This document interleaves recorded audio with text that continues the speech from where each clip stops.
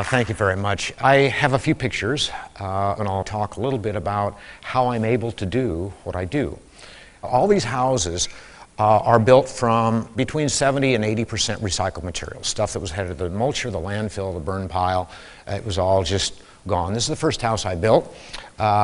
This double front door here with the three-light transom that was headed to the landfill. Have a little turret there. And then these buttons on the corbels here, right there, those are hickory nuts. And these buttons there, those are chicken eggs. And of course, first you have breakfast, and then you fill the shell full of Bondo and paint it and nail it up, and you have an architectural button in just a fraction of the time. Then this is a look at the inside. You can see the three-light transom there with the eyebrow windows, certainly an architectural antique. Headed to the landfill. Even the lock set is probably worth $200. Everything in the kitchen was salvaged. There's a 1952 O'Keefe Merritt stove, if you like to cook, cool stove. This is going up into the turret. I got that staircase for $20, including delivery to my lot. Then looking up in the turret, you see there are bulges and pokes and sags and so forth. Well, if that ruins your life, well, then you shouldn't live there. This is a laundry chute, and this right here is a shoe last, and those are those cast iron things you see at antique shops. So I had one of those, so I made some low-tech gadgetry there where you just stomp on the shoe last, and then the door flies open, you throw your laundry down. And then if you're smart enough, it goes into a basket on top of the washer. If not, it goes into the toilet. This is a bathtub I made. Made out of scrap 2x4 here, started with a rim there, and then glued and nailed it up into a flat, corbelled it up, and flipped it over, and then did the two profiles on this side. It's a two-person tub. After all, it's not just a question of hygiene, but there's a possibility of recreation as well. Then this faucet here is just a piece of Osage orange. It looks a little phallic, but after all, it's a bathroom. Then this is a house based on a Budweiser can. It doesn't look like a can of beer, but the design takeoffs are absolutely unmistakable. The barley hops design worked up into the eaves. Then the dental work comes directly off the can. It's red, white, blue, and silver. Then these corbels going down underneath the eaves are that little design that comes off the can. I just put a can on a copier and kept enlarging it until I got the size I want.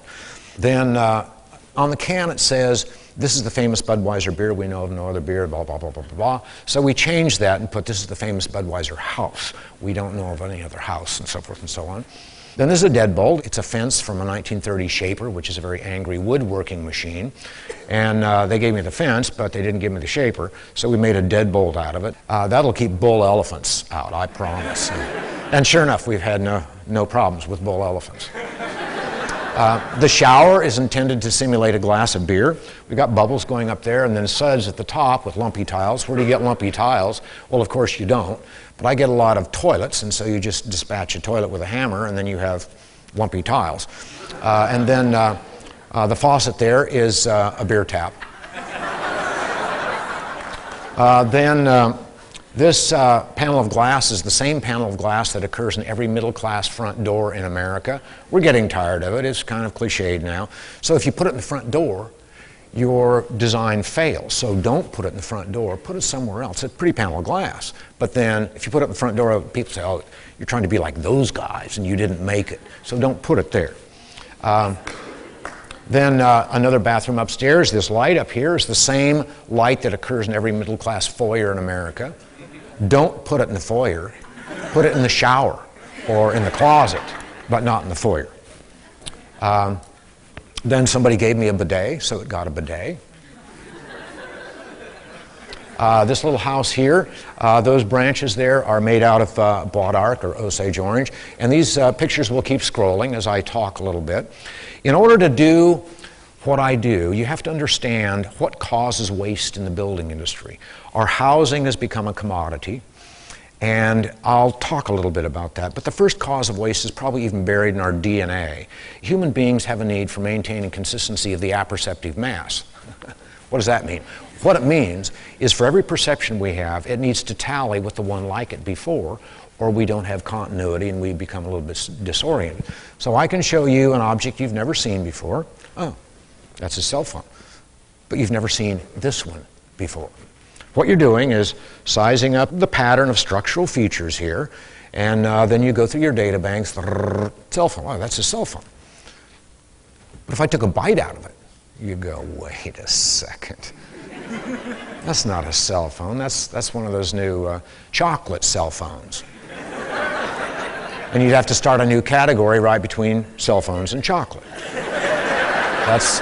That's how we process information. So you translate that to the building industry. If we have a wall of window panes and one pane is cracked, we go, oh dear, that's cracked, let's repair it, let's take it out, throw it away so nobody can use it, and put a new one in, because that's what you do with a cracked pane.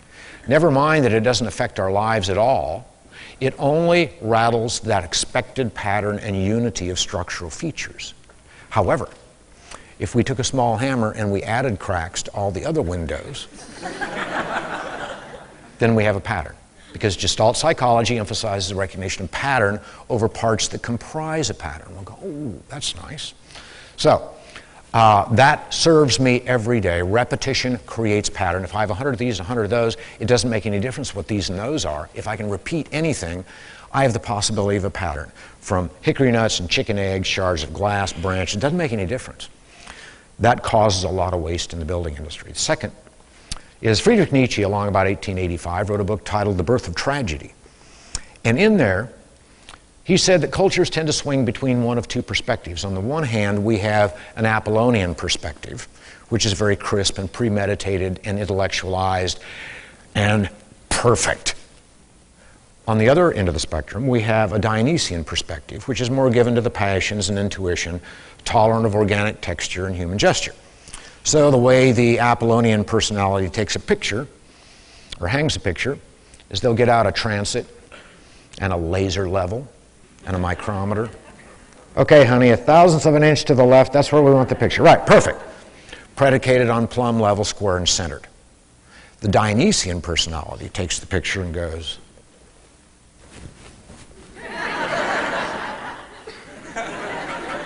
that's the difference.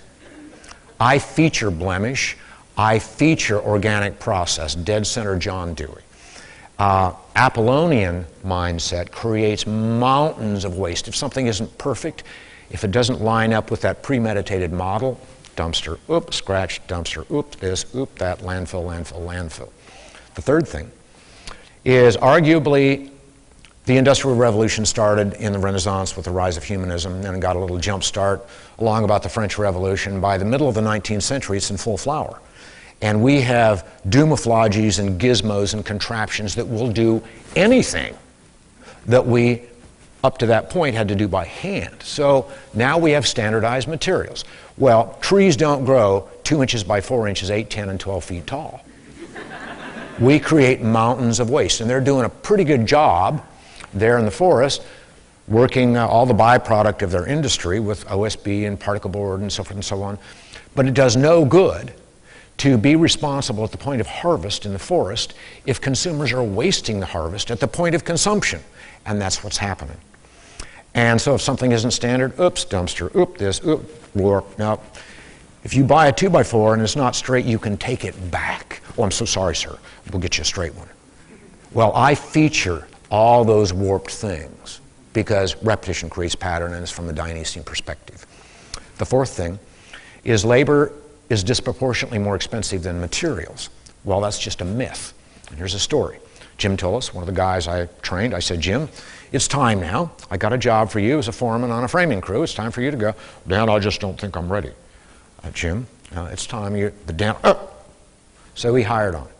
And he was out there with his tape measure, going through the trash heap looking for header material, which is the board that goes over a door. Think he'd impress his boss. That's how I taught him to do it. And the superintendent walked up and said, what are you doing? Oh, just looking for some header material, waiting for that kudo. He said, no, I'm not paying you to go through the trash. Get back to work. And he had the wherewithal to say, he said, you know, if you were paying me $300 an hour, I can see how you might say that. But right now, I'm saving you $5 a minute. Do the math. Good call, Tullis. From now on, you guys hit this pile first. And the irony is I wasn't very good at math. But Once in a while, you get access to the control room, and then you can kind of mess with the dials, and that's what happened there. The fifth thing is that maybe after 2,500 years, Plato is still having his way with us in his notion of perfect forms. He said that we have in our noggin the perfect idea of what we want, and we force environmental resources to accommodate that. So we all have in our head the perfect house, the American dream, which is a house, the dream house. The problem is we can't afford it, so we have the American dream look-alike, which is a mobile home. Now there's a blight on the planet. It's a chattel mortgage. Just like furniture, just like a car, you write the check and instantly it depreciates 30%. After a year, you can't get insurance on everything you have in it, only on 70%. Wired with 14-gauge wire typically, nothing wrong with that, unless you ask it to do what 12-gauge wire is supposed to do, and that's what happens. It outgasses formaldehyde so much so that there is a federal law in place to warn new mobile home buyers of the formaldehyde atmosphere danger. Are we being just numbingly stupid? The walls are this thick. The whole thing has the structural value of corn. So I thought Palm Harbor Village was over there. No, we had a wind last night. It's gone now. Then when they degrade, what do you do with them? Now, all that Apollonian Platonic model is what the building industry is predicated on, and there are a number of things that exacerbate that. One is that all the professionals, all the tradesmen, vendors, inspectors, engineers, architects, all think like this. And then it works its way back to the consumer who demands the same model. It's a self-fulfilling prophecy. We can't get out of it. Then here come the marketeers and the advertisers. We buy stuff we didn't know we needed. All we have to do is look at what one company did with carbonated prune juice. How disgusting. But you know what they did? They hooked a metaphor into it and said, I drink Dr. Pepper. And pretty soon, we're swilling that stuff by the lakeful, by the billions of gallons. It doesn't even have real prunes. It doesn't even keep you regular. My, oh my, that makes it worse, and we get sucked into that faster than anything. Then a man named Jean-Paul Sartre wrote a book titled Being in Nothingness. It's a pretty quick read. You can snap through it in maybe 2 years if you read 8 hours a day. In there he talked about the divided self. And he said human beings act differently when they know they're alone than when they know somebody else is around. So if I'm eating spaghetti and I know I'm alone, I can eat like a backhoe. I can wipe my mouth on my sleeve, a napkin on the table, chew with my mouth open, make little noises, scratch wherever I want. But as soon as you walk in, I go, ooh, little spaghetti sauce there. Napkin in the lap, half bites, chew with my mouth closed, no scratching. Now, what I'm doing is fulfilling your expectations of how I should live my life. I feel that expectation, and so I accommodate it, and I'm living my life according to what you expect me to do. That happens in the building industry as well. That's why all of our subdivisions look the same. Sometimes we even have these formalized cultural expectations. I'll bet all your shoes match. Sure enough, we all buy into that. And with gated communities, we have a formalized expectation. With a homeowners association, sometimes those guys are Nazis. My, oh my. That exacerbates and continues this model. The last thing is gregariousness. Human beings are a social species. We like to hang together in groups. Just like wildebeest, just like lions. Wildebeest don't hang with lions because lions eat wildebeest. Human beings are like that. We do what that group does that we're trying to identify with. And so you see this in junior high a lot.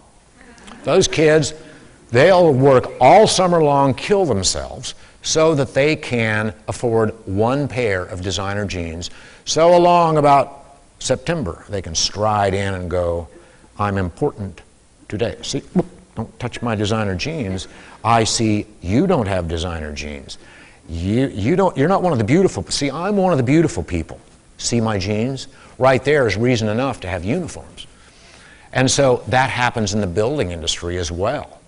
We have confused Maslow's hierarchy of needs just a little bit. On the bottom tier, we have basic needs: shelter, clothing, food, water, mating, so forth. Second, security. Third, relationships. Fourth, status, self-esteem. That is vanity. And we're taking vanity and shoving it down here. And so we end up with vain decisions, and we can't even afford our mortgage. We can't afford to eat anything except beans. That is, our housing has become a commodity. And it takes a little bit of nerve to dive into those primal, terrifying parts of ourselves and make our own decisions and not make our housing a commodity, but make it something that bubbles up from seminal sources. That takes a little bit of nerve. And darn it, once in a while you fail. But that's okay. If failure destroys you, then you can't do this. I fail all the time, every day. And I've had some whopping failures, I promise, where big, public, humiliating, embarrassing failures. Everybody points and laughs, and he said, he tried it a fifth time and it still didn't work. What a moron. Early on, contractors come by and say, Dan, you're a cute little bunny, but, you know, this just isn't going to work. Why don't you do this, and why don't you do that? And your instinct is to say, well, why don't you suck an egg? But you don't say that, because they're the guys you're targeting. And so what we've done, and this isn't just in housing, it's clothing, in food, in our transportation needs, our energy, we sprawl just a little bit. And when I get a little bit of press, I hear from people all over the world. And we may have invented excess, but the problem of waste is worldwide. We're in trouble. And I don't wear ammo belts crisscrossing my chest and a red bandana, but we're clearly in trouble. And what we need to do is reconnect with those really primal parts of ourselves and make some decisions and say, you know, I think I would like to put CDs across the wall there. What do you think, honey? If it doesn't work, take it down. What we need to do is reconnect with who we really are. And that's thrilling indeed. Thank you very much.